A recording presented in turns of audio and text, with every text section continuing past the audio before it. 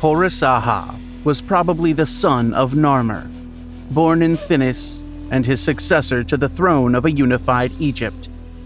Depending on the author, he may also be considered the same person as Menes or Narmer, that is, the one who unified Upper and Lower Egypt and the first king of the first dynasty.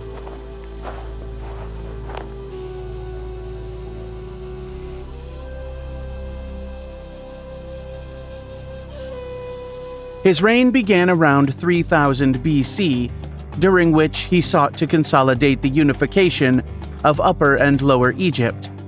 He carried out acts and ceremonies to commemorate the event, such as the ceremony of the union of the two lands. To govern this new Egypt, he was accompanied by a prominent female figure, Queen Nithotep, whose name means Neith is satisfied. Through her name, she was linked to the goddess Neith, a deity of hunting, war, and patroness to the city of Sais in Lower Egypt. In this way, a connection to the recently conquered north was established through a highly revered local deity.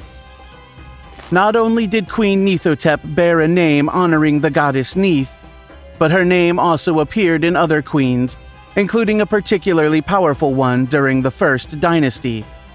This was an important gesture toward the northern populations, who had to adapt to new rulers. Hor-Aha undertook many actions during his reign aimed at pacifying the people of Lower Egypt, who had been conquered and were now ruled by kings of southern origin.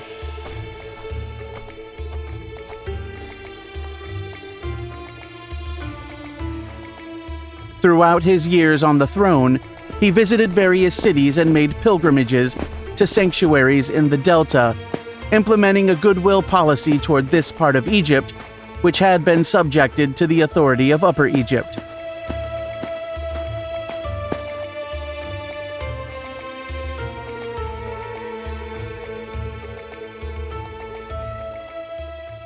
His goal was also to prevent uprisings or any rejection of the new government. He also gave gifts and donations to the cities of Buto and Sais, which were significant centers in northern Egypt. In Sais specifically, he ordered the construction of a temple dedicated to the goddess Neith.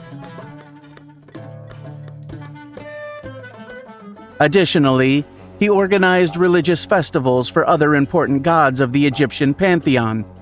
One example is Anubis, who appears either as a jackal or as a man with a jackal's head.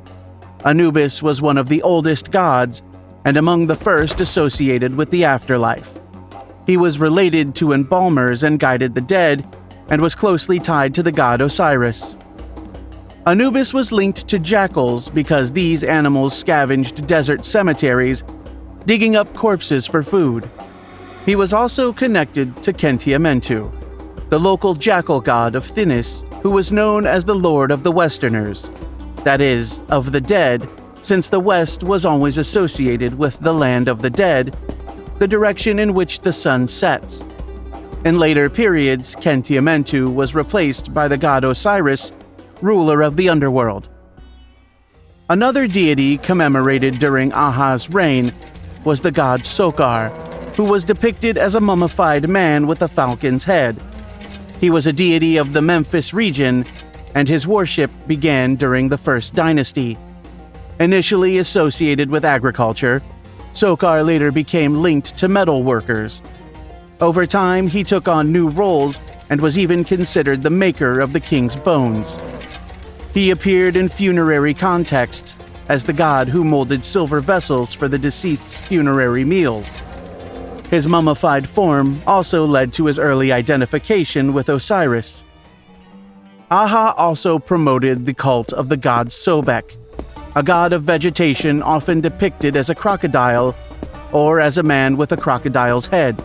His worship also dates back to the first dynasty, especially in the Fayum region, where he was venerated since ancient times, and in Kom Ombo, where a magnificent temple was later built in his honor.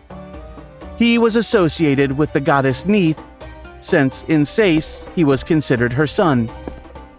In addition to visiting cities, Aha ordered the construction of many monuments throughout Egypt, commemorating historical events such as the unification.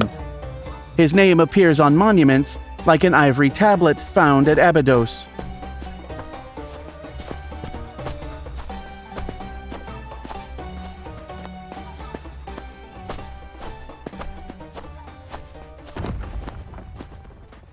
Like his father Narmer, he celebrated the Sed festival, a jubilee of rejuvenation of the king's physical strength and power. He focused on maintaining a peaceful and diplomatic policy, especially with Lower Egypt, though he also led military campaigns in Nubia to the south, where he was victorious.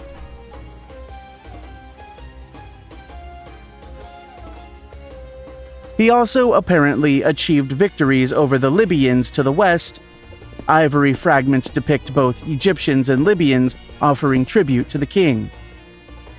This shows a policy directed at both the northern Egyptians and Egypt's Nubian and Libyan neighbors, aimed at consolidating his power throughout the territory. For his eternal resting place, he apparently ordered the construction of a tomb at Saqqara, tomb 3357, which was not used by him, although seals bearing his name were found there. It seems instead that it was used by a court official.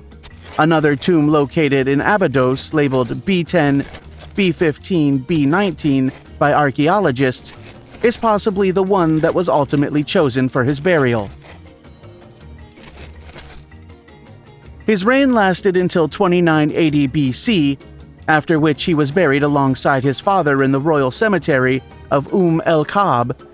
His funerary complex was larger than Narmer's and included more chambers, specifically 3 separate ones lined with mud bricks to store the king's grave goods and body.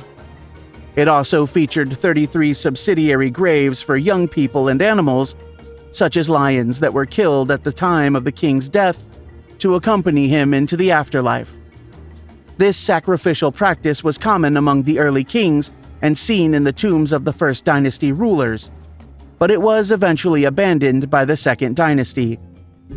As for his wife, Nithotep, she was not buried with him.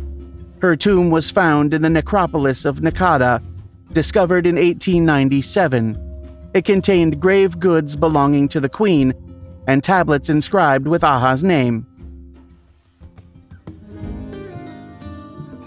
That's it for today, but don't worry, we're just getting started. Thanks for joining this historical ride, and get ready for more fun facts and stories in the next video. See you soon, time travelers.